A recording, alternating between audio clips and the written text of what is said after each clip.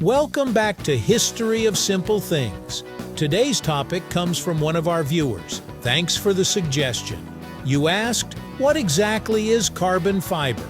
If you've ever seen high-end sports cars, cutting-edge airplanes, or even sleek modern gadgets, you've probably come across this material without even realizing it. It's incredibly strong, surprisingly lightweight, and often associated with high performance and premium design. So what makes carbon fiber so special, and how did it become such a big deal? Stick around as we break down the science, history, and real-world uses of carbon fiber, right here on History of Simple Things.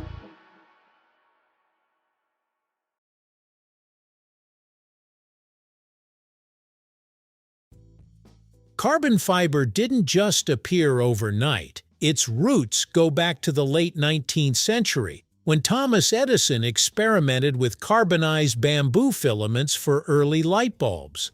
But those early attempts weren't anything like the carbon fiber we know today. The real breakthrough came in the 1950s and 1960s. Scientists discovered that by heating certain materials, especially a plastic called polyacrylonitrile or PAN, they could create incredibly thin strands made almost entirely of carbon. By the 1970s, carbon fiber was being used in aerospace and military applications where strength and weight savings were critical. Over time, it trickled down into commercial products from bicycles to luxury cars. At its core, carbon fiber is exactly what it sounds like. Extremely thin fibers made mostly of carbon atoms. But here's the important part. These fibers are incredibly small, usually about 5 to 10 micrometers in diameter. That's thinner than a human hair. Each fiber is made up of carbon atoms bonded together in a very tight, crystalline structure. This arrangement is what gives carbon fiber its impressive strength. The atoms are aligned in long chains, and that alignment makes it very hard to stretch or break the material along its length. On their own, these fibers aren't very useful. They're bundled together into threads which are then woven into sheets or combined with resins, usually a type of plastic, to form what's known as a carbon fiber composite. This composite is what you actually see in products with that signature woven checkerboard look. One of the biggest reasons carbon fiber gets so much attention is its strength-to-weight ratio. That's a fancy way of saying it's extremely strong for how little it weighs. Compared to steel, carbon fiber can be up to 5 times stronger while being significantly lighter. It also doesn't rust like metal, and it can handle high temperatures without losing its structure. That's why it's so popular in industries where performance matters, like aerospace, automotive racing, and even sporting equipment. But strength isn't the whole story. Carbon fiber is also very stiff, meaning it doesn't bend easily. This makes it perfect for things like aircraft wings or racing bike frames where you want minimal flex.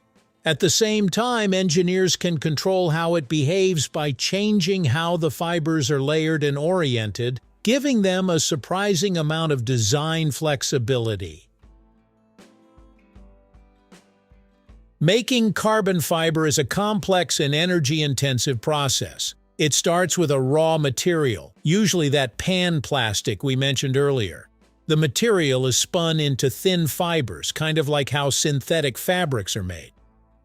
Next comes a process called stabilization, where the fibers are heated to around 200 to 300 degrees Celsius in air.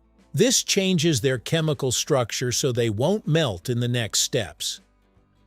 After that, the fibers go through carbonization. They're heated to extremely high temperatures, often above 1,000 degrees Celsius, in a low oxygen environment. This burns away non-carbon atoms, leaving behind tightly bonded carbon chains.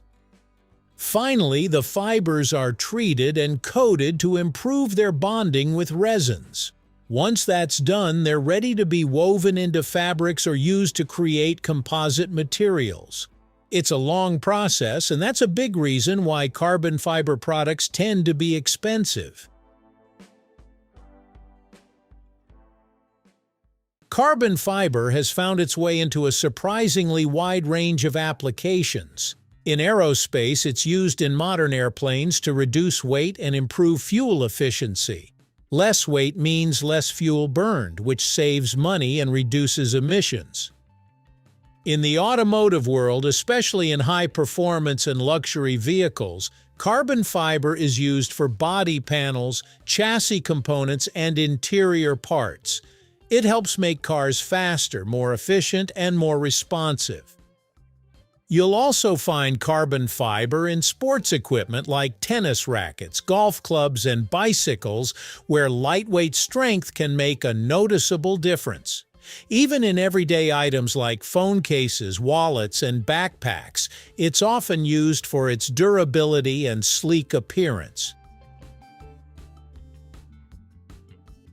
For all its advantages, carbon fiber isn't perfect. One major downside is cost. The manufacturing process is expensive, and that cost gets passed on to the final product.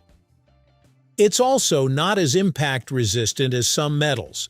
While it's very strong under tension, it can be more brittle when subjected to sudden impacts. Instead of bending like metal, it may crack or shatter under extreme stress.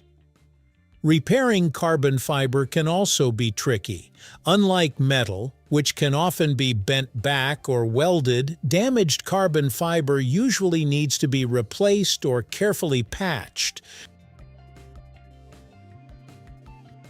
So, what exactly is carbon fiber? It's a high-tech material made from incredibly thin strands of carbon atoms, engineered into composites that are both lightweight and incredibly strong. What started as a scientific curiosity has evolved into one of the most important materials in modern engineering. From airplanes in the sky to bikes on the road, carbon fiber quietly powers some of the most advanced designs around us. And as technology improves, we're likely to see even more of it in everyday life, maybe even in places we don't expect. Because sometimes the strongest materials aren't the heaviest, they're the ones you barely notice at all. Thank you for watching. If you have suggestions for our next video, feel free to share them in the comments below. We'll be sure to give you an acknowledgement for your contribution. Thank you for joining us on this journey through the history of simple things. Don't forget to like, subscribe, and stay tuned for more stories woven through the smallest details.